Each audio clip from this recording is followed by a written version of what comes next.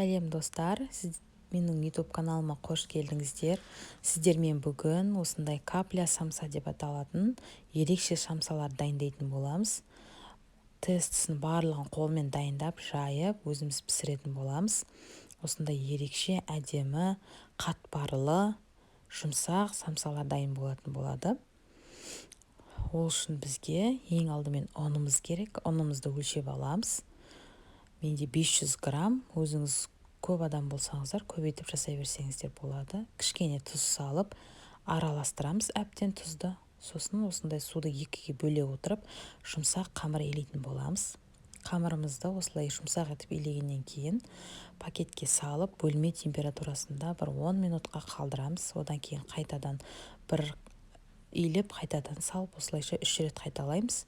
Осындай әдемі жұмсақ жылтыр қамыр шығады. Екіге бөліп жайдым. Жұп-жұқа етіп жаясыздар.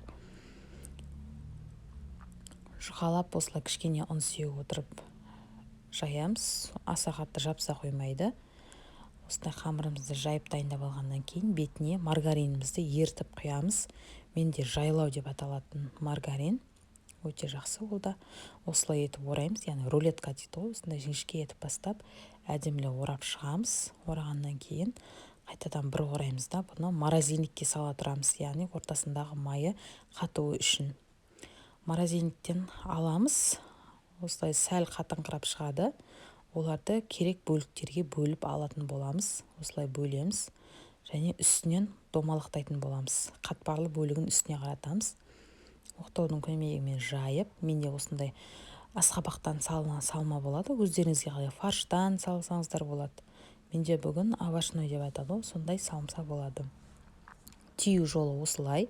Бастапқы бөлігін 3-3 етіп, қалғанын дөңгелектеп жібересіздер. Қатты етіп біріктіреміз. Өткен пешке салғанда ашылып кетуі мүмкін. Осылай формаға келтіреміз. Мінекей осындай әдемі самсалар дайын болады. Барлығын осылай қайталап шығып, пергаментке төсеп, қызып тұрған пешке саламыз. Бетіне жұмыртқасын жағамыз. Күнжіт, мақ қосуға болады. Менде мақ қостым. Түрі әдемі болу үшін пешке жібереміз. Екінші қамырды да тура солай жайып, орап, қатырып, одан кейін керек бөліктерге бөлеміз. Осылай үстінен баса отырып дөңгелек жасаймыз. Мінекей сол кезде қатпарлы бөлігі үстіне қарайтын болады. Осылай бөліктерге бөліп барлығын, бұларды да жайып, салмасын салып шығамыз. Асқабақпен жасасаңыздар да өте әдемі шығады. Мен ешқандай фарш қосқан жоқпын. Менде пияз, асқабақ және картошка қостым сәл. Осылай дөңгелектейміз. Мінекей формаға келді. Салып пісіреміз. Біздің самсаларымыз осымен дайын.